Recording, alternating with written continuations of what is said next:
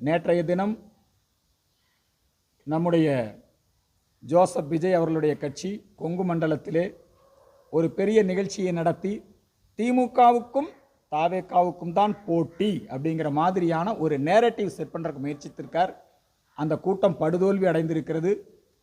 இந்த கொங்கு மண்டலத்திலே இருக்கக்கூடிய 70 தொகுதிகளிலுமே தாவேகா டெபாசிட் இழக்கும். இதுதான் இங்கே இந்த மண்டலத்தில் இங்கே இருக்கக்கூடிய ஒரு நிலைமை. அவரை பார்க்கறதுக்கு வேணால் கூட்டம் கூடலாம்.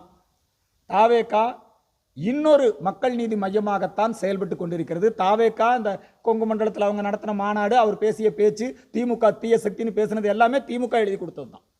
திமுகவோட டூல் கிட்டாக தான் ஜோசப் விஜய் அங்கே செயல்பட்டு கொண்டிருக்கிறார். திமுக ஒவ்வொரு தேர்தலுக்கும் ஒரு நடிகரை வைத்து ஒரு கட்சி ஆரம்பிக்கும்.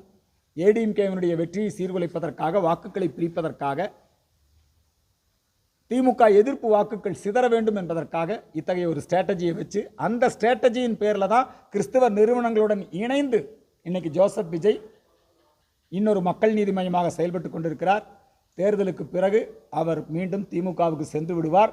அதற்கு மிக நல்ல உதாரணம், எல்லோருக்கும் தெரிந்த உதாரணம், அவருடைய ஜனநாயகன் படம் திமுக நிறுவனம் தான் சேட்டலைட் உரிமையை வாங்கியது. வெளியே தான் திமுக எதிர்ப்பு, ஜோசப் விஜய் தீய சக்திம்பாங்க, இவங்க ஜோசப் விஜய் திட்டுவாங்க. ஆனால் உள்ள அவங்களுக்குள்ள அனுபவம் இருக்குது. அதனால விஜயுடைய அந்த கபட நாடகத்தை, தாவேகாவினுடைய அந்த இரட்டை வேடத்தை இந்த கொங்கு பகுதியில் ஒரு தொகுதியில் கூட அவங்களால டெபாசிட் வாங்க முடியாது. செய்திகளை உடனுக்குடன் தெரிந்து கொள்ள கீழ்கண்ட கேபிள் மற்றும் டிடிஹெச் நெட்வொர்க்குகளில் எம்நாடு செய்தி தொலைக்காட்சியை காணுங்கள். பாதகம் செய்பவரை கண்டால் நாம் பயம் கொள்ளலாகாது பாப்பா. மோதி மிதித்து விடு பாப்பா, அவர் முகத்தில் உமிழ்ந்து விடு பாப்பா. அண்மை செய்திகளை உடனுக்குடன் தெரிந்து கொள்ள இணைந்திருங்கள் எம்நாடு தொலைக்காட்சியுடன்.